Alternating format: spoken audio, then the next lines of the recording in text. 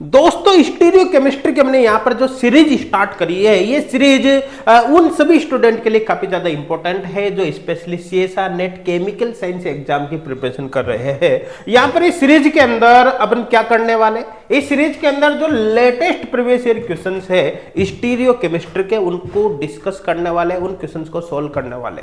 आप मान के चलना दिसंबर 2017 के बाद जितने भी क्वेश्चंस आए हुए हैं, दिसंबर 2017 के बाद जितने भी क्वेश्चंस आए हुए हैं वो सारे क्वेश्चंस इस सीरीज के अंदर हम डिस्कस करेंगे। अच्छा, उन क्वेश्चंस को हम सोल्व ही नहीं करेंगे बल्कि उन क्वेश्चन से रिलेटेड कॉन्सेप्ट को भी काफी डिटेल में आपको एक्सप्लेन करूंगा, ताकि आने वाले एग्जाम में जो क्वेश्चंस आपके आएगा उसको भी आप इजीली अटेम्प्ट कर सको। तो बहुत इंपॉर्टेंट सीरीज होने वाली है, आपको पूरी सीरीज को जरूर देखना है।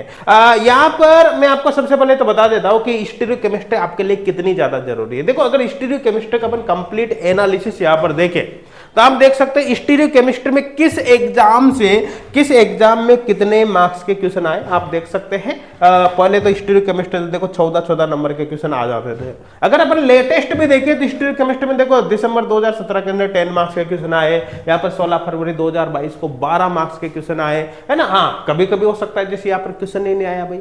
अगर अपन नॉर्मली में देखें तो स्टीरियो केमिस्ट्री से 2 से 6 नंबर के क्वेश्चन इजीली आपके एग्जाम में आ जाते हैं। ध्यान देना, 2 से 6 नंबर के क्वेश्चन इजीली एग्जाम में आ जाते हैं। एवरेज यहां पर देखें तो लगभग 4.8 का एवरेज आ रहा है। ये लास्ट 10 एग्जाम का एवरेज देखें तो इतना आ रहा है।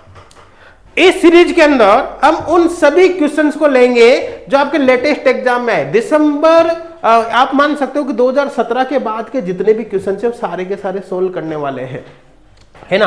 और वहां पर आपको यह भी क्लियर हो जाएगा कि कौन से टॉपिक आपके काफी ज्यादा इंपॉर्टेंट है।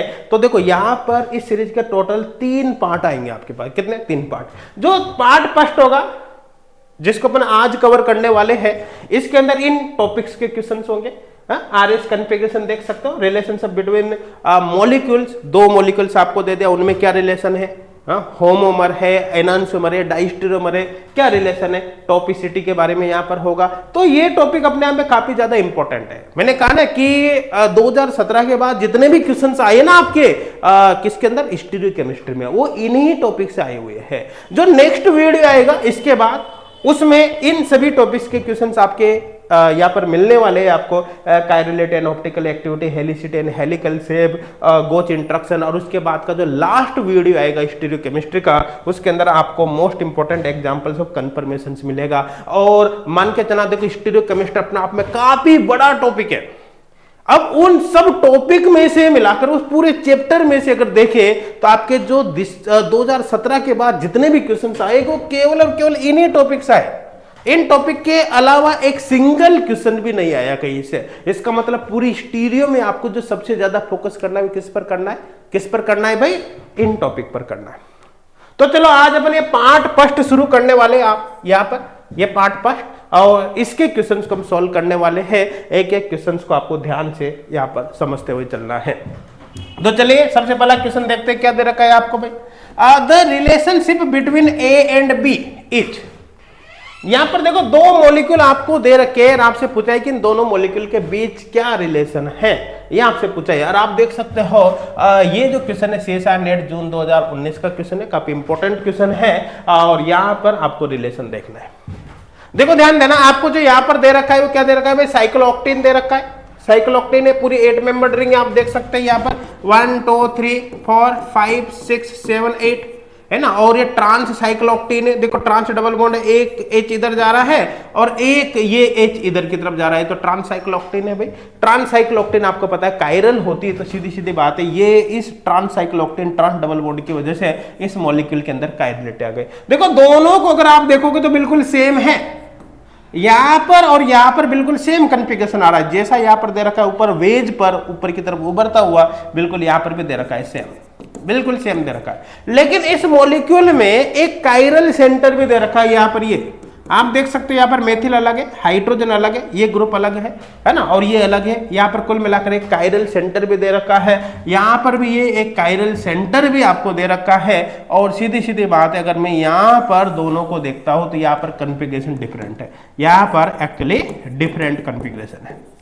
अब आप देख सकते हैं यहां पर देखो मेथिल इधर है, हाइड्रोजन इधर, यहां पर उल्टा हो गया, हाइड्रोजन इधर मेथिल इधर। अब कुल मिलाकर एक के रेस्पेक्ट में तो सेम कॉन्फ़िगरेशन है, दूसरे के रेस्पेक्ट में डिफरेंट कॉन्फ़िगरेशन है। इसका मतलब ये हुआ कि दोनों मॉलिक्यूल ऐसे स्टीरियो आइसोमर है जो एक दूसरे के मिरर इमेज नहीं है।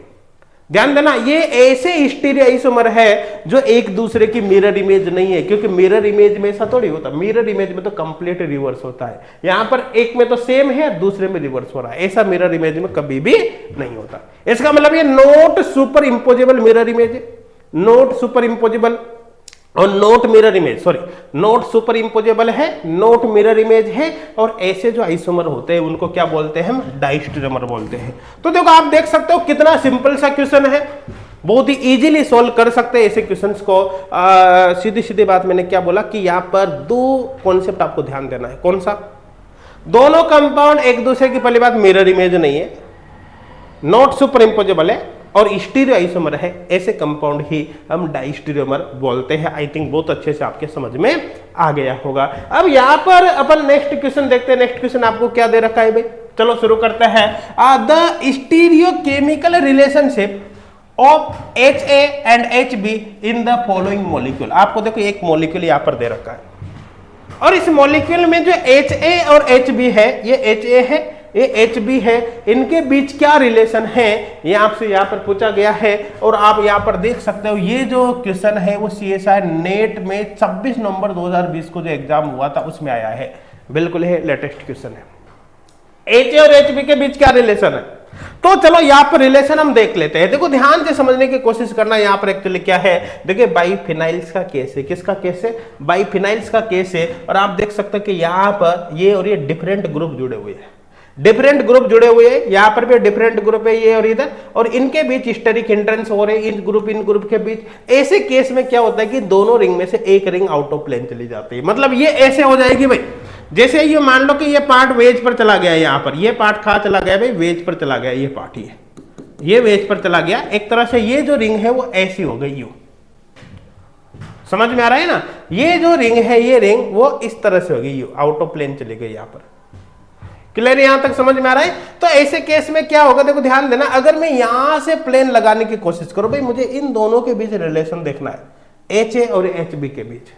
अब देखो यहां पर सबसे पहले तो देखो इन HA और HB को रिप्लेस करने वाला कोई C2 प्रेजेंट है क्या मैं इन दोनों के बीच में से कोई C2 यहां पर लगाऊं, यहां पर कोई C2 लगाऊं इस तरह से, और C2 लगाने पर इन दोनों को रिप्लेस करूं तो ऐसा C2 प्रेजेंट है क्या मॉलिक्यूल में? ऐसा C2 प्रेजेंट नहीं है। देखो ये यहां से मैं जैसे 186 को घुमाऊंगा ये मॉलिक्यूल बिल्कुल उल्टा सीधा हो जाएगा।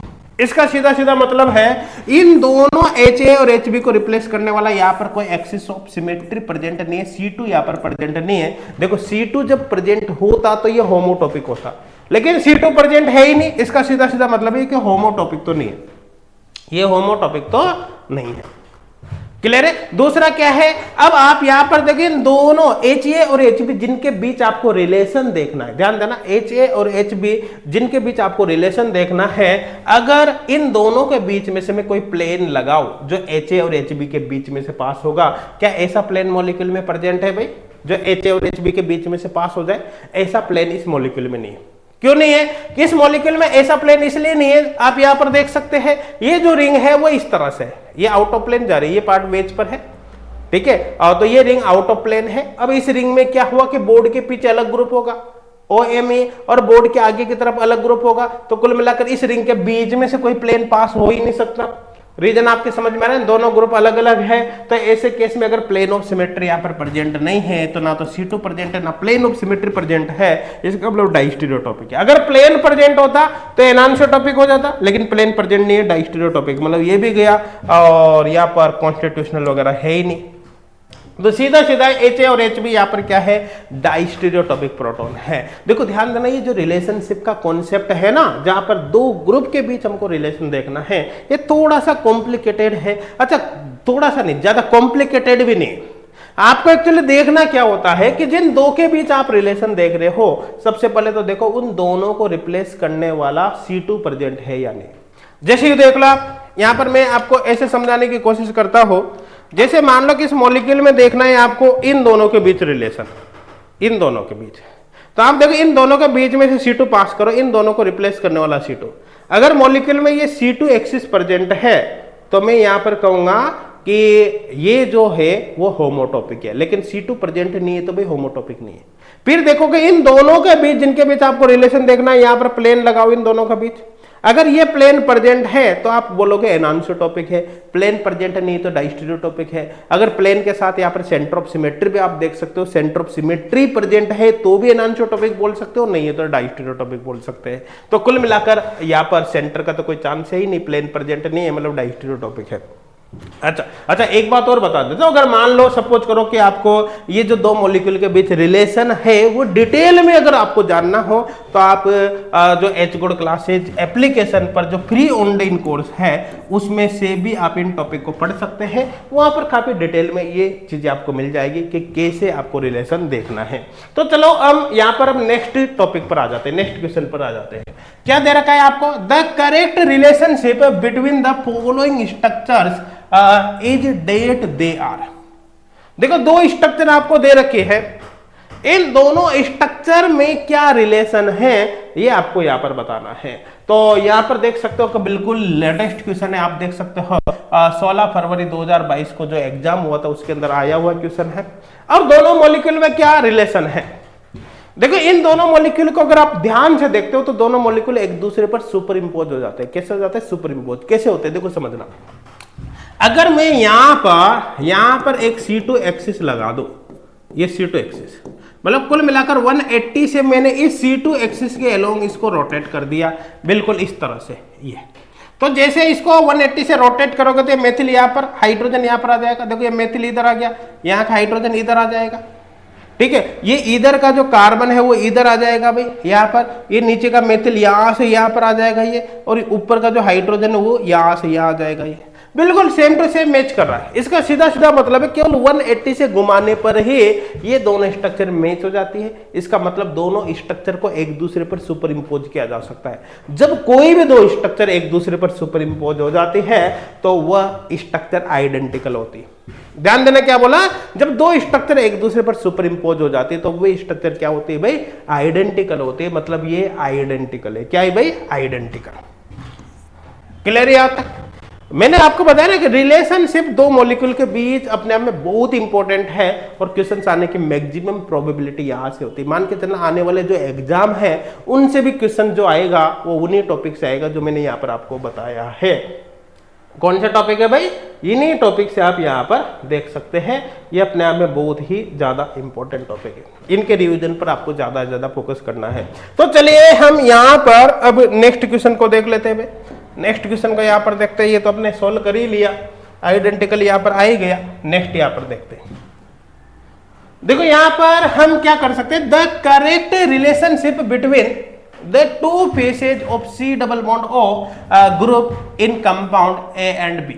देखो दो कंपाउंड आपको दे रखा है, कंपाउंड ए और कंपाउंड बी, और आपको जो C डबल बॉन्ड O है उसके दोनों फेस के बीच रिलेशन देखना है। आप देख सकते हो क्वेश्चन कब आया भाई? ये 16 फरवरी 2022 को क्वेश्चन आया हुआ है।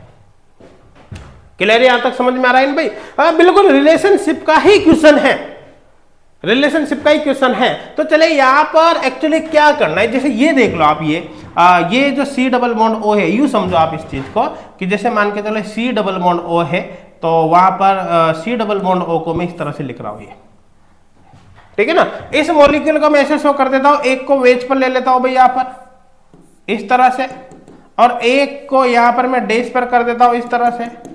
क्लियर यहां तक? और इसको मैं इस तरह से रिप्रेजेंट कर देता हूं यहाँ पर, जैसे ये C ये डैश पर, यहाँ पर ये वेज पर हो गया भाई, समझ में आ रहा है? यहाँ पर ये ऑक्सीजन हो गया, और चूंकि डबल बॉन्ड है तो यहाँ पर इसको इस तरह से बन बता सकते हैं, ये यहाँ से बन बता सकते हैं।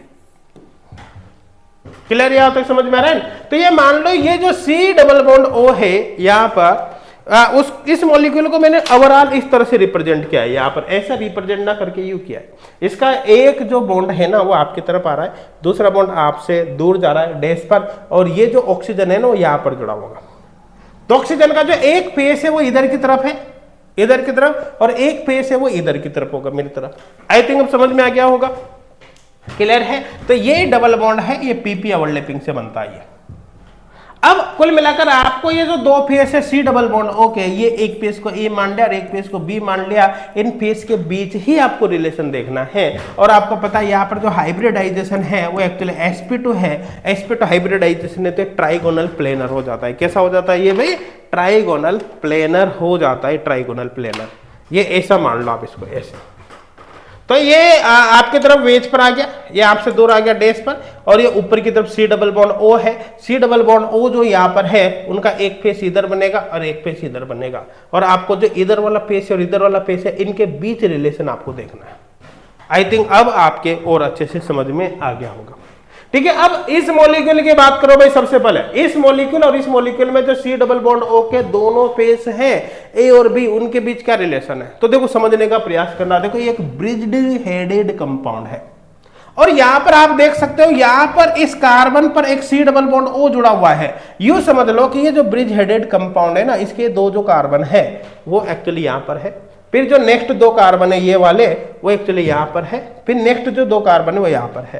मतलब 6 कार्बन इस तरह से, 2 कार्बन, फिर 2 कार्बन, फिर यहां पर 2 कार्बन। तो ये 2 कार्बन ये हो गए भाई, इनसे जुड़े हुए 2 कार्बन ये हो गए, फिर इन 2 कार्बन से जुड़े हुए ये 2 कार्बन हो गए ये, और ये जो बीच वाले दोनों कार्बन है उनसे ये ब्रिज बना हुआ है, ये ब्रिज बना हुआ है ऊपर, ये बीच वाले दोनों कार्बन से ब्रिज बना हुआ है। अब इस ब्रिज का जो इधर वाला कार्बन है ये वाला, उससे जुड़ा हुआ है सी डबल बॉन्ड ओ है, sp2। अभी सी डबल बॉन्ड ओ जो जुड़ा हुआ है उसका एक फेस इधर आएगा और एक फेस इधर आएगा। समझ में आ रहा है ना? तो इसके दो फेस, इसका एक फेस तो इधर है बोर्ड की इधर की तरफ, एक फेस इधर की तरफ है, और इन दोनों फेस के बीच आपको रिलेशन देखना है। तो सबसे पहले तो देखो दोनों फेस को रिप्लेस करने वाला C2 मॉलिक्यूल में प्रेजेंट है कि यहाँ पर नहीं है भाई, ये C2 प्रेजेंट नहीं है। अगर मॉलिक्यूल में C2 प्रेजेंट नहीं है तो इसका मतलब ये होमोटॉपिक तो कभी भी नहीं होगा, होमोटॉपिक तो कभी भी नहीं। C2 कैसे प्रेजेंट नहीं है? क्योंकि अगर आप इन दोनों फेस को रिप्लेस करने वाला, दोनों फेस को रिप्लेस करने वाला, जैसे मान लो यहां से हमने C2 लगाई है, अब ये 180 से घुमाते ही क्या C2 लग रहा है? अगर C2 लग रहा है तो होमोटॉपिक है, नहीं लग रहा तो फिर होमोटॉपिक नहीं है। तो यहाँ पर C2 कभी भी प्रेजेंट नहीं होगा। जैसे आप ये कार्बन और ऑक्सीजन से पास होता हुआ यहाँ पर C2 लगाओगे, 180 से इसको घुमाओगे, इधर वाला पार्ट इधर आ जाएगा भाई, C2 कभी भी नहीं लगेगा, इधर मेथिल है। फिर आप देखो इन दोनों फेस को रिप्लेस करने वाला, दोनों फेस के बीच में से पास होने वाला कोई प्लेन ऑफ सिमेट्री प्रेजेंट है? बिल्कुल ऐसे, ठीक है। तो प्लेन ऑफ सिमेट्री यहाँ पर प्रेजेंट नहीं होगा, क्यों नहीं होगा? या प्रेजेंट होगा, यहाँ पर plane of symmetry sorry present होगा। कैसे होगा प्रेजेंट? देखो ध्यान देना, समझना। जैसे सी डबल बॉन्ड ओ है उसका एक फेस इधर की तरफ है, ऐसे ऐसे, एक फेस इधर की तरफ है और एक फेस इधर की तरफ है, और आप बीच में से प्लेन लगा रहे हो जो यहाँ पर ऑक्सीजन कार्बन और इस पूरी रिंग को काटता हुआ बीच में से निकलेगा, और वो इस मेथिल को भी काटता हुआ निकलेगा, क्योंकि ये मेथिल भी इसी प्लेन में आ जाएगा, ये मेथिल भी इसी प्लेन में आ जाएगा। इसका मतलब प्लेन प्रेजेंट है, प्लेन प्रेजेंट है, C2 प्रेजेंट नहीं है। इसका सीधा सीधा मतलब है ये जो फेस होंगे ना वो एनांशियोटॉपिक फेस होंगे। कौन से होंगे भाई? एनांशियोटॉपिक फेस होंगे, एनांशियोटॉपिक। अब चलो इसके बारे में बात कर लेते हैं। देखो यहां पर भी सी डबल बॉन्ड होके 2 फेस है, ऐसे एक फेस इधर एक फेस इधर है। अब आप देखो इन दोनों फेस को रिप्लेस करने वाला C2 यहां से प्रेजेंट है मॉलिक्यूल में, C2 कभी भी प्रेजेंट नहीं होगा क्योंकि इधर का पार्ट इधर आ जाएगा, C2 तो प्रेजेंट है ही नहीं, यहाँ पर C2 प्रेजेंट नहीं है। अब क्या इन दोनों के बीच में से पास होने वाला क्या प्लेन ऑफ सिमेट्री प्रेजेंट है? प्लेन ऑफ सिमेट्री भी यहाँ पर प्रेजेंट नहीं होगा। क्यों? क्योंकि इस मॉलिक्यूल में इधर अलग ग्रुप है जबकि इधर ग्रुप नहीं है, तो इसका मतलब यहाँ पर प्लेन भी प्रेजेंट नहीं है। तो मॉलिक्यूल में ना तो C2 प्रेजेंट है ना ही यहाँ पर कोई प्लेन ऑफ सिमेट्री प्रेजेंट है। इसका सीधा सीधा मतलब है जो दोनों फेस होंगे यहाँ पर ये A और B एक्चुअली डाइस्टीरियोटॉपिक होंगे। कौन से होंगे? डाइस्टीरियोटॉपिक होंगे।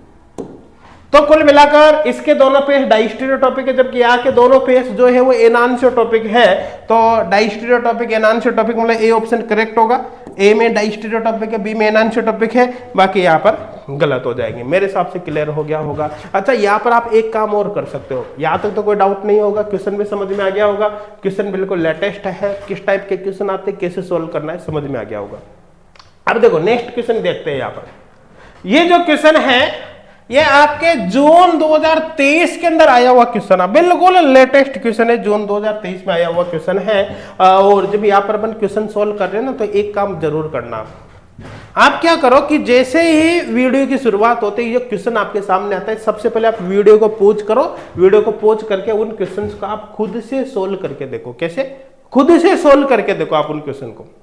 जब आप क्वेश्चन सोल्व कर लो तो उसका आंसर आपने नोट कर ले, कॉपी पेन लेकर बैठा करो, उसका आंसर नोट कर लिया और फिर आप सॉल्यूशन देखो, चेक करो आपने सही किया या नहीं किया। ऐसे एक वीडियो के अंदर जितने भी क्वेश्चंस आते हैं उन सबको आप सोल्व करके देखो और फिर अपने आप को मार्क्स दिया करो कि अगर अपन प्रत्येक क्वेश्चन को 2 नंबर के क्वेश्चन मान ले तो आपके टोटल कितने मार्क्स यहाँ पर आए, और उसको कमेंट करके आपको जरूर बताना है। तो चलो यहाँ पर अपन देखते हैं भाई, ये क्वेश्चन है जून 2023 का क्वेश्चन है। क्या क्वेश्चन दे रखा है? The absolute configuration of the stereogenic centre present in the following molecule. देखो यहाँ पर स्टीरियोजेनिक सेंटर एक तो ये है और एक ये है, दोनों का एब्सोल्यूट कॉन्फ़िगरेशन कैसा है वो हमको देखना है। तो यहाँ पर देखो सबसे पहले तो इनको आप CIP रूल जानते हो भाई? CIP रूल क्या ना, कौन इंगोल्ड प्रिलोग रूल या सेक्वेंशियल रूल या प्रायोरिटी रूल भी आप बोल सकते हैं। उसके अकॉर्डिंग यहाँ पर इनको 1 2 3 4 नंबर दो, इस कार्बन से जुड़े हुए चारों बॉन्ड को आप नंबरिंग दो। क्लियर है यहाँ तक? तो अब आप देखो सबसे पहले तो यहाँ पर आपको देखना है, देखो इससे जुड़ा हुआ ये कार्बन है, कार्बन के आगे ऑक्सीजन है। अब चूंकि यहाँ पर ये इस तरह से जुड़ा हुआ रहेगा, कैसे? जैसे C डबल बॉन्ड O और H, तो इसका मतलब है कार्बन से ऑक्सीजन डबल बॉन्ड से जुड़ा हुआ है, डबल बॉन्ड आगे इसका मतलब 2 बार जुड़ा हुआ मानना पड़ेगा। तो कार्बन से ऑक्सीजन डबल बॉन्ड से जुड़ा है, मतलब कार्बन से ऑक्सीजन 2 बार जुड़ा है, ऑक्सीजन ऑक्सीजन फिर हाइड्रोजन। यहां पर आप देखोगे यहां पर, तो यहां पर भी कार्बन से ऑक्सीजन 2 बार जुड़ा हुआ मानना पड़ेगा, कार्बन से ऑक्सीजन डबल बॉन्ड से जुड़ा है, मतलब ऑक्सीजन ऑक्सीजन और फिर इधर कार्बन है। यहां पर देखो कि कार्बन के आगे ऑक्सीजन 1 बार है, फिर कार्बन है, फिर कार्बन है, और यहां पर तो CH2 है, कार्बन के आगे कार्बन, फिर हाइड्रोजन हाइड्रोजन क्योंकि CH2 होगा। तो देखो जहां पर एटॉमिक नंबर जितना ज्यादा होता है वहां पर प्रायोरिटी उतनी ज्यादा होती है। ये कहां से आता है? CIP रूल से आता है। समझ में आ रहा है ना? तो आप देख सकते हो यहाँ पर कार्बन के आगे ऑक्सीजन ऑक्सीजन हाइड्रोजन मानना पड़ेगा, या कार्बन के आगे ऑक्सीजन ऑक्सीजन कार्बन मानना पड़ेगा, मतलब CIP रूल के अकॉर्डिंग नंबर 1 इसको मिलेगा। ठीक है, क्योंकि यहाँ पर कार्बन के आगे ऑक्सीजन ऑक्सीजन कार्बन, या कार्बन के आगे ऑक्सीजन ऑक्सीजन हाइड्रोजन, तो नंबर 2 इसको मिलेगा। और यहाँ पर कार्बन के आगे ऑक्सीजन आ गया तो नंबर 3 इसको मिलेगा, या कार्बन के आगे केवल कार्बन है तो नंबर 4 इसको मिलेगा। ये कौन कहता है भाई? ये CIP रूल कहता है। तो CIP रूल मैं उम्मीद करके चल रहा हूँ आपको अच्छी तरह से आते होंगे, लेकिन नहीं भी आते हो तो मैं आपको इतना तो बता देता हूँ कि जहां पर जितने ज्यादा एटॉमिक नंबर होते हैं वहां पर प्रायोरिटी उतनी ही ज्यादा होती है। बाकी डिटेल में पढ़ना है तो आपको ये फ्री कोर्स के अंदर अच्छे से मिल जाएगा, काफी अच्छे से एक्सप्लेन कर रखा है। एच कोड क्लासेज एप्लीकेशन पर आपको फ्री कोर्स मिल जाएगा, उसमें आप इसको जरूर देख लेना। तो चलो यहाँ पर अपन देख लेते हैं भाई, इसका RS कॉन्फ़िगरेशन अपन को देखना है, इसका RS कॉन्फ़िगरेशन अपन को देखना है यहाँ पर। तो यहाँ पर भाई ये इस तरह से हमने ले लिया। देखो ये इसको नंबर 1 है, इसको नंबर 2 है, और इसको नंबर 4 है, और यहां पर आप देख सकते हो इसको नंबर 3 हमने दे दिया। ये क्लियर यहां तक भाई? समझ में आ रहा है ना? अब यहां पर अपन देख सकते हैं आगे किस तरह से आप करोगे भाई, यहां पर क्लियर है? तो देखो ध्यान से समझने की कोशिश करना। यहां पर ये हो गया, देखो समझने का प्रयास करना आप। यहां पर देखो लोवेस्ट प्रायोरिटी है तो वेज पर होनी चाहिए या डेज पर होनी चाहिए। लोवेस्ट प्रायोरिटी मतलब नंबर 4, या तो कहां पर हो? वेज पर हो या डेज पर हो। इसमें नंबर 4 ना तो वेज पर है ना डेज पर है। ऐसे केस में हमको क्या करना पड़ता है? इवन चेंज करना पड़ता है। तो यहां पर अपन इवन चेंज कर लेते हैं। देखो इवन चेंज कैसे करना है? इवन चेंज के थ्रू मैं क्या करता हूं? 4 को यहां पर ले आता हूं यहां पर, और यहाँ का 2 मैं यहां पर शिफ्ट कर देता हूं। 4 यहां पर आ गया, और यहाँ का 2 कहां पर आ गया? यहां पर आ गया। बाकी जगह पर क्या है? 1 और 3 एज इट इज है। उसके बाद फिर यहां पर क्या कर सकते हैं भाई? उसके बाद क्या कर सकते हैं यहां पर? देखो ध्यान देना, एक बार फिर चेंज करो। इवन चेंज मतलब 2 4 6 इस तरह से, तो कम से कम 2 बार चेंज करो आप। तो फिर मैं यहां पर इन दोनों को चेंज कर देता हूं, इन दोनों को हो गया ना। ये सेकंड चेंज, तो यहां पर क्या होगा? जैसे 2 एज इट इज हो गया, यहां पर ये 4 हो ही गया, 1 को यहां पर ले आया, यहाँ का 3 यहां पर ले आया। ये हो गया इवन चेंज। अब इवन चेंज करो। अब लोवेस्ट प्रायोरिटी कहां पर आ गई? वेज पर आ गई, क्योंकि डेश तो यहां पर है नहीं, वेज पर ले आए। अब 1 से 2 मूव करो, ये 1 है और ये 2 है। 1 से 2 मूव करते हैं, एंटी क्लॉकवाइज हो गया। एंटी क्लॉकवाइज पर कॉन्फ़िगरेशन होता है एस। क्या होता है भाई? एस। लेकिन यहां पर एस आपको कंसिडर नहीं करना। क्यों नहीं करना भाई? एस क्यों कंसिडर नहीं करें? क्योंकि भाई अगर लोवेस्ट प्रायोरिटी वेज पर हो तो आपको जो आएगा उसका रिवर्स करना है। लोवेस्ट प्रायोरिटी कहां पर हो, वेज पर है, तो आपको जो आएगा उसका क्या करना है, रिवर्स करना है। मतलब एस आया तो इसका उल्टा आप कर दो आर, यहां पर कॉन्फ़िगरेशन आर होगा। आर आता तो एस कर देते, एस आया तो आर कर दिया। लोवेस्ट प्रायोरिटी वेज पर है इसलिए उल्टा किया। अगर लोवेस्ट प्रायोरिटी डेज पर होती तो फिर कोई चेंज नहीं करते, फिर आर आता तो आर रखते, एस आता तो एस आता। तो इसका मतलब यहां पर आर कॉन्फ़िगरेशन हो गया और इसको नंबर दे रखा है 9, तो यहां पर आप बोलोगे 9R, इसको क्या बोलोगे 9R। चलो अब इसके बारे में देख लेते हैं, ये जो नीचे दे रखा है इसका यहां पर भी अपन नंबरिंग करके देखते हैं नंबरिंग कैसे होगी। देखो ध्यान से समझने की कोशिश करना, यहां पर क्या है देखो, यहां पर कार्बन क्या कार्बन है, यहां पर कार्बन क्या कार्बन, कार्बन क्या कार्बन, कार्बन क्या ऑक्सीजन, तो नंबर 1 तो इसको मिलेगा। नंबर 2 किसको दो, यहां पर CH2 जब क्या कार्बन क्या कार्बन है, कार्बन है, कार्बन है, इसका मतलब नंबर 2 ऊपर वाले को मिलेगा। नंबर 3 किसको मिलेगा, सेम है, सेम है, सेम है, सेम है। यहां पर कार्बन क्या ऑक्सीजन है जबकि तो CH2 है, तो इसका मतलब इधर वाले की प्रायोरिटी ज्यादा हो गई, तो इसका मतलब है 1 इसको, 2 इसको, तो 3 इसको मिलेगा और 4 इसको मिलेगा। ये क्लियर है यहां तक। अब इसको भी मैं अलग से यहां पर बना लेता हूं, इसको अलग से बना लेता हूं भाई, एज इट इज यहां पर हम इसको बना लेते हैं। तो यहां पर देखो वेज पर ये OH है, वेज पर यहां पर ये OH है, ये समझ में आ रहा है ना।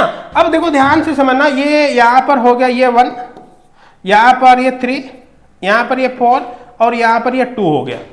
क्लियर है। अब यहां पर क्या लोवेस्ट प्रायोरिटी मतलब जो 4 नंबर है क्या वेज या डेज पर आया, नहीं आया। यहां पर तो वेज है, वेज पर लोवेस्ट प्रायोरिटी है ही नहीं। अगर वेज पर या फिर डेज पर लोवेस्ट प्रायोरिटी नहीं हो तो आपको क्या करना है, E1 चेंज करना है। समझ में आ रहा है ना। तो यहां पर अपन E1 चेंज करके इसको देख लेते हैं, यहां पर E1 चेंज हम इसको करके देख लेते हैं।